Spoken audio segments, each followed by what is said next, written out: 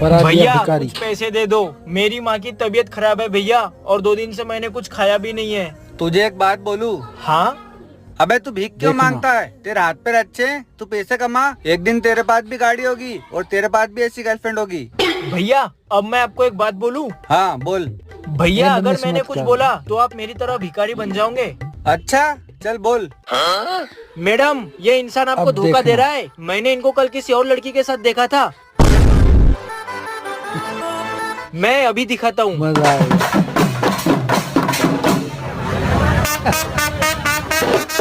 अरे बेबी सुनो तो। अरे मैडम रुको। अरे मैडम, मैं देखा? छोड़ देता हूँ ना आपको। तुम छोड़ोगी? हाँ मैडम, वो रही मेरी कार। Everybody